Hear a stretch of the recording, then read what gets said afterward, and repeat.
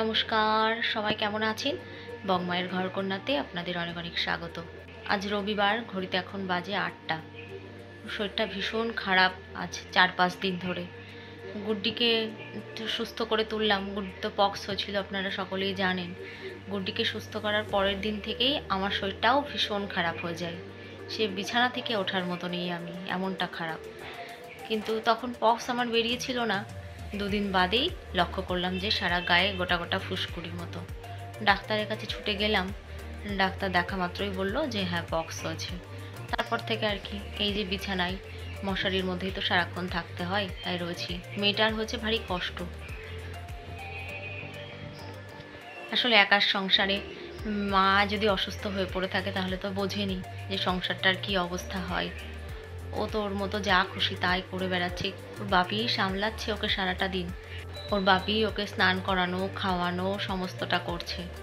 আর আমি নামছি একটু একটু, টুকটাক যদি যেটুকু যা পারছি একটু করছি।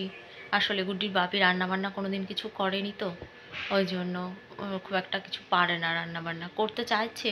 তা ভাবছি থাক, আমি নেমে গিয়ে একটু ভাতটা নামিয়ে রেখে আসি। তাই শুধু ভাতটা নামিয়ে রেখে এসে আবার বিছানায় এসে বসে পড়ছি। জানি না এখন কবে সুস্থ হব। চলুন নিচে যাই, একটু টুকটুক করে চা করি, একটু ভাতটাগুলো করে রেখে আসি।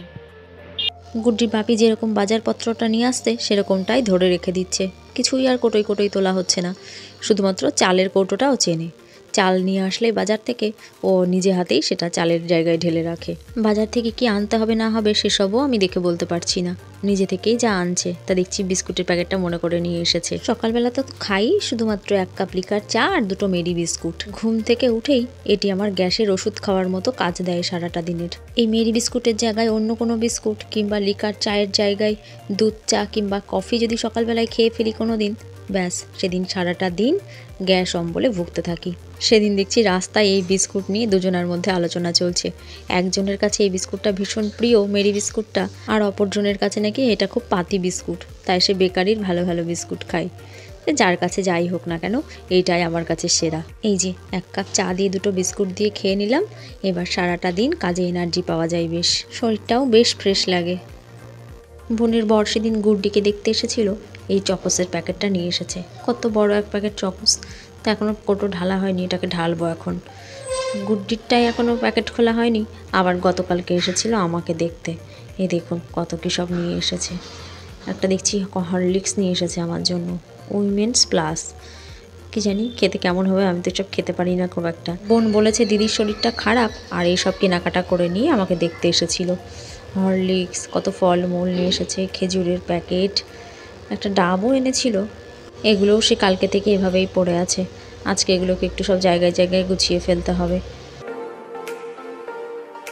আজ একটু উচ্ছে আলু ভাতে দিয়ে ভাত করব। ২ দিন ধরে খাচ্ছি আলু সেদ্ধ, গাজর আলু সেদ্ধ, আর মুখে ভালো লাগছে না। তাই এবার গুড্ডির বাপিকে দিয়ে উচ্ছে আনিয়েছি। বললাম ২টো উচ্ছে এনো তো, উচ্ছে ভাজা কি উচ্ছে সেদ্ধ হলে হয়তো ২টো ভাত খেতে পারবো। তাই এবার উচ্ছে এনে দিয়েছে। বৃহস্পতিবারের দিন ভোরবেলায় গুড্ডির বাপি যখন হাটে বেরোলো আমাকে বলে গেছিলো একটু সিদ্ধ ভাত করে রেখো, শুধু আর কিচ্ছু করতে হবে না তোমায়। তা সকালে যখন রান্নাঘরে ঢুকি, একটায় ভাত বসিয়ে দিয়েছিলাম এক হাঁড়ি, আর এক পাশে ঘরে যত রকম সবজি ছিল শিম, আলু, বেগুন সব দিয়ে বড়ি দিয়ে এক কড়াই ঝোল বসিয়ে দিয়েছিলাম। ভাবলাম কাল যদি আর বিছানা থেকে উঠতে না পারি, ওরা ২টো ভাত তো যদি নামিয়ে নেয়, একটু ঝোল দিয়ে ভাত দিয়ে তাও খেয়ে থাকতে পারবে মেয়েটাকে নিয়ে। কিন্তু কাকিমণি আবার শোনা মাত্রই বলেছে তরকারি পাঠাবে কাকিমণি, শুধু ভাতটা করে নিতে। তাই আবার ২ দিন ধরে শুধু ভাতটাই করে নিচ্ছি, তরকারি ওদের জন্য পাঠাচ্ছে। আমার এই পুঁই গাছটা তো আপনারা আগেও দেখেছেন, তা গাছে প্রচুর মুচুরি এসেছিল। গুড্ডির বাপি অনেক দিন থেকেই বলছিল যে একদিন একটু কেটে দিই, রান্না করো, খাই। তা বলেছিলাম যে না, ফলগুলো পাকুক, পাকা ফল খেতে বেশ ভালো লাগে। ভাতগুলো কি সুন্দর লাল হয়ে যায়, মেয়েও খাবে আমিও খাবো। আর কাঁচা ফলও থাকবে কিছু, সেগুলো একদিন রান্না করব। কিন্তু ফলগুলো এমন সময়ই পাকলো, গুড্ডির শরীরটা হলো খারাপ। আর গুড্ডি ওঠা মাত্রই আবার আমার শরীর খারাপ। তা বললাম আজকে রবিবার ছুটির দিন আছে, আজকে বেছে বেছে ফলগুলো একটু তুলে রাখো, কেননা এরপর পাখিতে সব খেয়ে নেবে আর নইলে শুকিয়ে বিছন হয়ে যাবে। আমার তো এই সময় হলুদ খেতে নেই। তা বললাম আমি না খাই, তোমাদের ভেজে দেবো, তুমি আর মেয়ে খেও। ছুটির দিন বাড়িতে বসে আছো, বাবা মেয়ে মিলে আমার এই কাজটা একটু করে দাও। তাই ওই যে ২জন মিলে কাজে লেগেছে। দাঁড়ান দেখি এর ভেতরে আবার কি তরকারি সব রেখে দিয়েছে, একটু করে ফ্রিজ থেকে বার করলাম। কালকে তো ডাল আর সয়াবিন এসব পাঠিয়েছিল। হ্যাঁ, এই যে একটুখানি ডাল আবার বাঁচিয়ে রেখেছে। এখন তো খাবার একটুও নষ্ট করা যাবে না। কোন সময় উঠতে পারবো বিছানা থেকে আর কোন সময় যে পারবো না কি জানি, কিছুই বুঝতে উঠতে পারছি না। সয়াবিনও দেখছি একটুখানি রেখে দিয়েছে, এগুলো একটু ফুটিয়ে দিই, ভাতটা নামানোর পর ওরা খেয়ে নিতে পারবে এই দিয়ে সকালে। আর আজকে যেগুলো পাঠাবে তাই দিয়ে আবার দুপুর রাত্রে খাবে।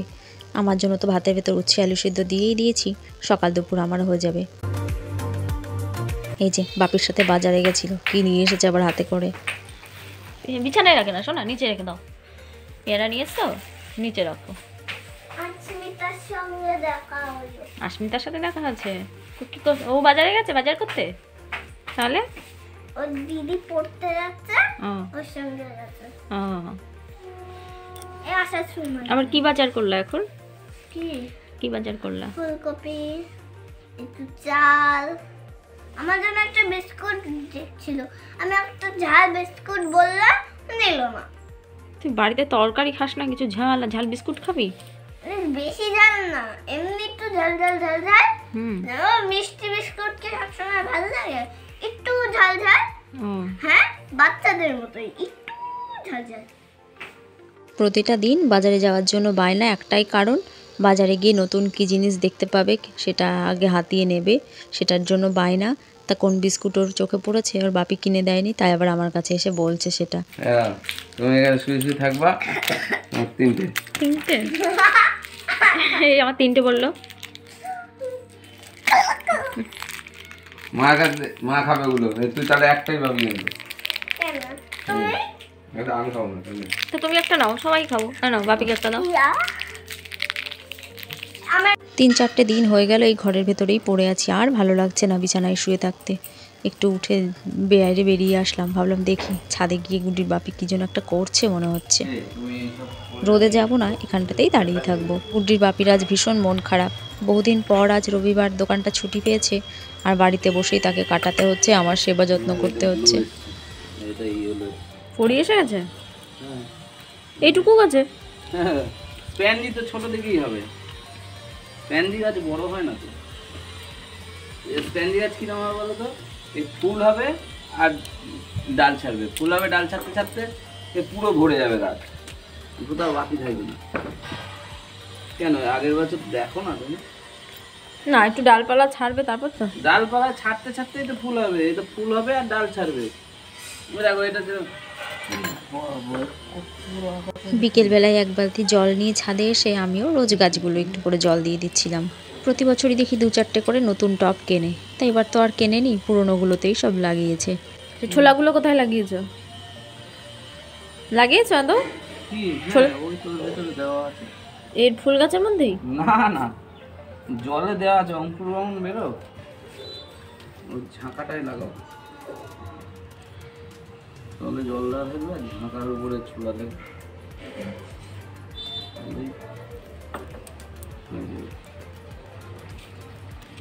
এটা হলুদ, এটা গাছ হচ্ছে তো, এই গাছের এই দেখো সব ডাল বেরোচ্ছে, এই ডালের এই যে ফুল হতে হতে এই যে ফুল হচ্ছে গেছে, এর পাশ দিয়ে সব ডাল বেরিয়ে গেছে। ডাল হতে হবে আর ফুল হবে। তো ছাদের উপর থাকে, তাও এত আগাছা হবে গাছের গোড়ায়। ছুটিটা বেশ ভালোই হলো তোমার আজকে। এই যে ছুটিটা বেশ ভালোই হলো তাহলে। আমার তো আজকে ছুটি থাকবে, আমিও জানি যে আজকে ছুটিতে একটু এদিক ওদিক ঘুরতে যাব। আর ঘুরতে যাওয়া ঘোরার মধ্যে হয়ে গেছে। গত বছর ঠিক এরকম টাইমে ছুটি পেয়েছিলাম, কি সুন্দর গেছিলাম, সবাই গুচি গাছি নিয়ে গিয়ে সেই হাজারদুয়ারি না, হাজারদুয়ারি গেলাম, মাসিদের নিয়ে গেলাম না। না গো, কানে হাওয়া লাগছে, এখানে দাঁড়ানো যাবে না, হু হু করে হাওয়া লাগছে কানে। মাসিদের নিয়ে গেলাম মনে নেই? হুম, হাজারদুয়ারি গেলাম 1 জানুয়ারিতে, এরকম 28 তারিখ 29 তারিখ, আজকে এরকম ডেটে 29 তারিখ 1 জানুয়ারিতে আমরা গেছিলাম। 31শে ডিসেম্বরে আমরা 1 জানুয়ারি গেছিলাম। 31শে ডিসেম্বর এখান থেকে গেছিলাম, দিয়ে 1 জানুয়ারির দিন গেছিলাম, বুঝলো? সেটা আজকে 29শে ডিসেম্বর, একদিন আগে পরে। এটা যদি আর একদিন পরে হতো তাহলে চলে যেত। সে আমি যেতে পারবো, যাবা? বাবা, তোমার তো বিরাট ব্যাপার। ইয়েলো কালারটা 2 বছর পাইনি, 2 বছর সেই খয়েরি আর এই ব্লুটা পেয়েছি। তো মেয়েটাকে আজকে একটু নিয়ে যাও বিকেলে ঘুরতে। নিয়ে তো যাবো বললামই, একটু পচা দিয়ে দিই। পার্কে হোক, একটু অন্য কোথাও হোক। এই গাছটা কেটে দিয়েছি কড়ি, এগুলোর সব কড়ি কেটে দিয়েছিলাম। এবার দেখো কত ফুলের কড়ি এসে গেছে। এ দেখো পিটুনিয়া কত বড় হয়ে গেছে। এইবার ফুল হবে আরো বড়, ফুল হবে আর গাছ বড়। ডালিয়া, শুধু আমার এই পিটুনিয়াটা একটু ঝিমঝি আছে। চলো দুপুরের খাওয়া দাওয়াটা সেরে নিই। আজকে পাঠিয়েছে দেখছি ডাল, পনির। পাঁপড়গুলোও আমি ভেজে রেখেছিলাম 1 প্যাকেট, যে যদি আর কিছু করতে নাও পারি যাতে ওরা একটু ঘি দিয়ে পাঁপড় ভাজা দিয়ে ভাতটা খেয়ে নিতে পারে। তাই আবার 1 প্যাকেট পাঁপড় ভেজেও সেদিন রেখে দিয়েছিলাম। তাই দেখছি পাঁপড় নিয়ে নিয়ে খাচ্ছে ওরা। আর আমার তো শুধু ঘি আর উচ্ছে আলু সেদ্ধ আর কি। ওদের এই নিরামিষ খেতে কষ্ট হচ্ছে, আর আমার মনে হচ্ছে ওদের মতো যদি আমি একটু ওই ডাল পনির ওরকমটা পেতাম তাও বেশ ভালো করে ভাতটা খেতে পারতাম, ওটাই আমার কাছে অনেক। দুপুরের খাওয়া দাওয়া সেরে এই যে মা মেয়ে মশারির মধ্যে বসে আছি। ওর বাপি কোথায় যেন একটা গেল, আর আমাদের এই যে টিভিতে চলছে কার্টুন। মেয়ের সাথে বসে আমিও এখন সারাদিন কার্টুন দেখছি। গুড্ডি বাপি আসলে বলতে হবে আমার ফোনে একটা গেম ডাউনলোড করে দিতে, অন্তত কিছু দিনের জন্য।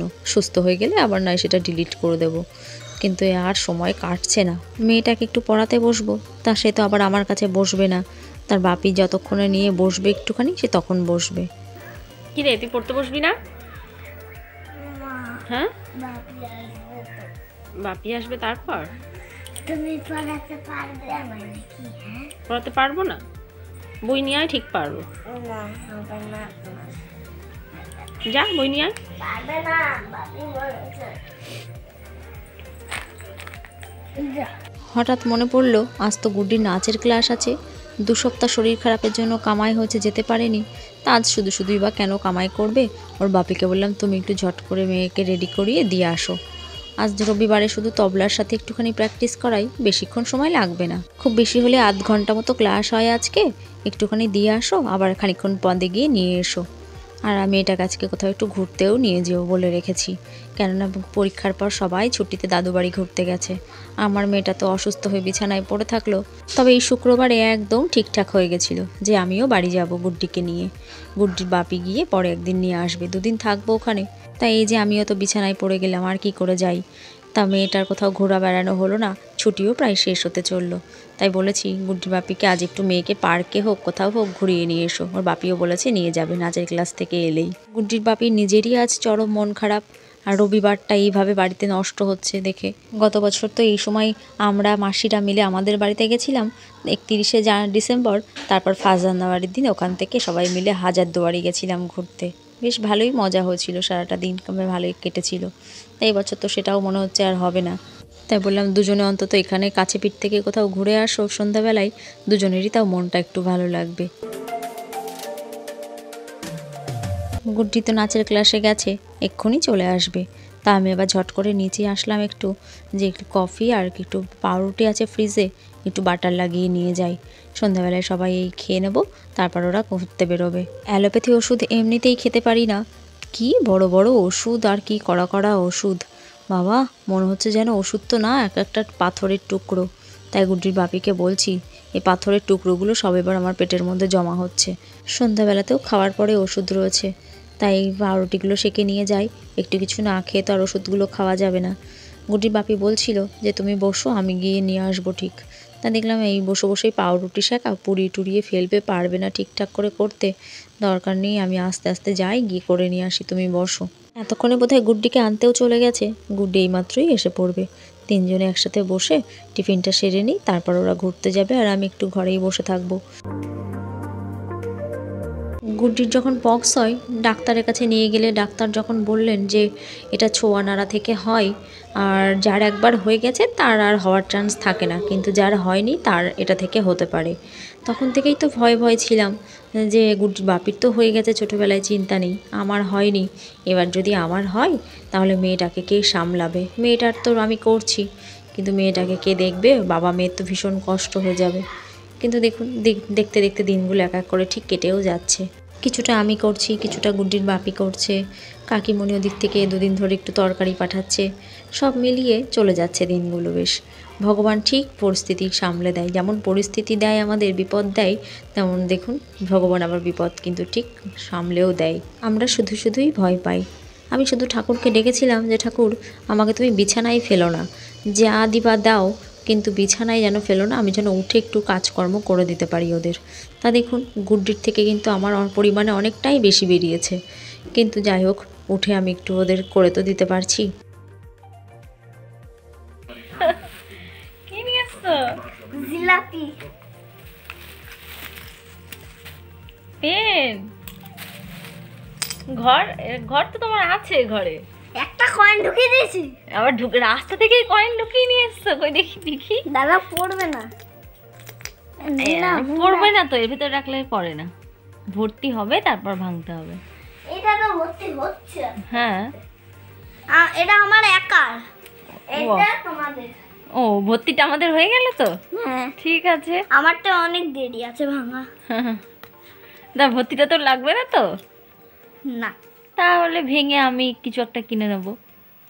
এ রাখো খাতাটা। তুই ঠিক করে বলছিস তো, ভর্তিটা তো লাগবে না তো? লাগবে, দেখো তাহলে আমি কিছু একটা কিনে নেবো। এ রাখো, আমার একটা শাড়ি কিনে নেবো না হয়। এ রাখো, তোমার কোনো অসুবিধা নেই। দেখি দেখি পেনটা একটু। ওরা আজকেও সেই এক পাক চার্চের মেলা থেকেই ঘুরে আসলো, আর এই যে পেন আর একটা ঘট কিনে নিয়ে এসেছে। বাবা মেয়ে মেলা থেকে গরম গরম জিলিপি নিয়ে এসেছে, এবার একটু জিলিপি খাই সবাই মিলে বসে। চলুন তাহলে ভিডিওটাও আজ এখানে শেষ করি। সবাই ভালো থাকবেন, সাবধানে থাকবেন। ভিডিওটি ভালো লাগলে একটি লাইক করবেন। নমস্কার, দেখা হবে খুব তাড়াতাড়ি পরের একটি ব্লগে। সবাই সুস্থ থাকবেন।